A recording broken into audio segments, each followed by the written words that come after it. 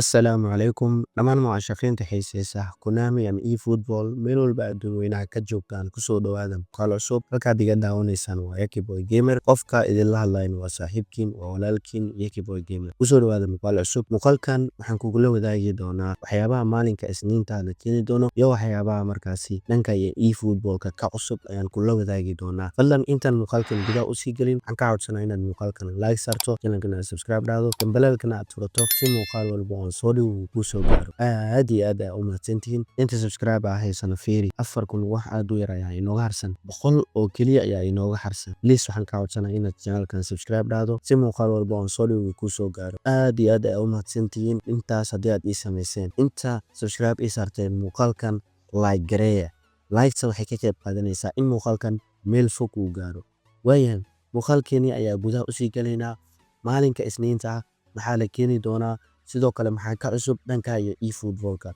haddii aan markaasi ku bilowno maalinka Isniinta waxyaabaha la keeni doono showtime-kan Champions League ayaa la keeni doonaa oo u horeey Cristiano Ronaldo Cancelo Firmino ayaa la keeni doonaa saddexdan rag ayaa la keeni doonaa showtime-ka maalinka Isniinta oo beriya ayaa la keeni doonaa saddexdan haddii aan markaasi ratingkooda iskula eegno waxaan ku bilaabaynaa Cristiano Ronaldo wuxuu ku imaanayaa 85 99 ilaa 103 ayuu gaarayaa double booster markaa ka dhigto sidoo kale waxaa inoogu xigo Cancelo asigana wuxuu ku imaanayaa 84 98 ilaa 102 ayuu gaarayaa marka aad ratingkiisa booster ugu darto sidoo kale Firmino wuxuu ku imaanayaa 83 97 ayuu gaarayaa ilaa 101 ayuu gaarayaa marka ratingkiisa booster ugu darto saddexdooda ratingkooda haddii aan isla eegno Cristiano Ronaldo wuxuu gaari doonaa 104 markii double booster ka dhigto ninka la yiraahdo Cancelo asigana wuxuu gaari doonaa 103 marka double booster ka dhigto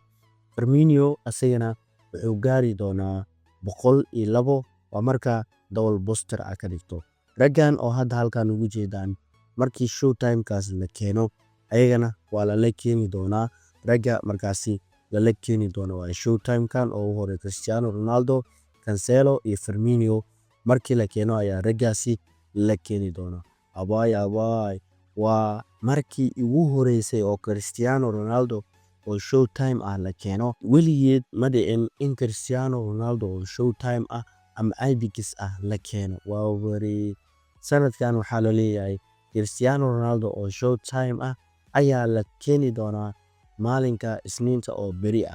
waa wari Isniinta waxaa kaloo la keeni doonaa IBX-kan oo aad u jeedaan IBX-kan oo halkan ugu jeedaan Italian League ayaa la keeni doonaa maalinka Isniinta oo beri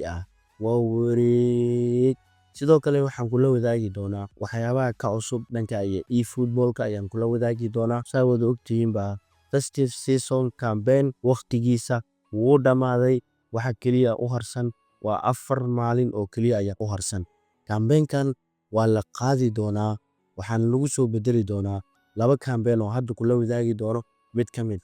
campaign-ka koowaad oo kula wadaagayo waxay tahay Lunar New Year campaign-kan qaabo far badan ayuu ku imaan karaa wuxuu ku imaan karaa in asagoo markaasi Alexander Arnold lagu dabaaldegayo oo Lunar New Year-kan la keeno oo ciyaaryahanno kalena markaasi ay wehelinayaan sidoo kale waxay keeni kartaa Lunar New Year-kan oo markaasi Sedrof ay ku dabaaldegaan oo double booster oo free markaasi lagu siinayo ayaa ay ku dabaaldegi kartaa shirkadda Konami sidoo kale campaign-ka waxay ku dabaaldegi kartaa ciyaaryahannadan oo u horeey David Beckham Pep Guardiola Samuel Eto'o raggan inay ku dabaaldegto ayaa laga yaabaa Lunar New Year-kan IBX-kan free inay weliba ku keento ayaa markaasi la filayaa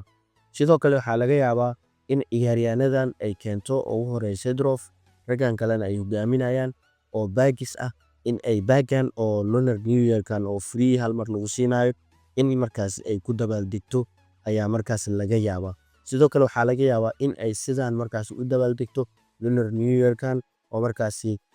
ciyaaryahannadan ay keento oo hogaaminayo Bukayo Saka 150 qof dhaxdooda in saddexdan rag la soo dhaxgeliyo oo hal freena markaasi lagu siiyo ayaa laga yaabaa. Sidoo kale campaign-ka ay keeni doonto waxaa waaye 850 milyan oo downloads oo ay u dabaaldegayso. Campaign-kaas inay keento ayaa laga yaabaa. Campaign-kan waxaan ku balansaneen 11 bishan ilaa iyo 1 Febraayo oo bisha labaad ah dhexdooda inay keeni doonto. Khamiistan inuu imaado waa laga yaabaa. Khamiista kale in markaasi la keenana waa laga yaabaa. Campaign-kan waxaa la keeni doonaa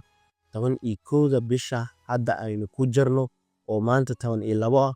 ilaa iyo 1 Febraayo dhexdooda ayaa la keeni doonaa sida markaasi Konami ay shaacisay. Sidoo kale waxaa kula wadaagi doonaa waxaa la keenayaa update version-kiisu yahay 4.3.0 ayaa la keeni doonaa. Update-kan oo qof walba uu kula soo degayo gameka Play Store ama App Store uu kula soo degi doono. Intaas ayaa ka cusub dhanka iyo eFootball-ka. Haddii aad muuqaalka dhammaadkiisa aad nala soo gaartay, maxaa diidaya inaad muuqaalka like saarto, channelkan aad subscribe dhahdo, gambaleelkana aad furato si muuqaal walba oo soo dhigo uu kuu soo gaaro.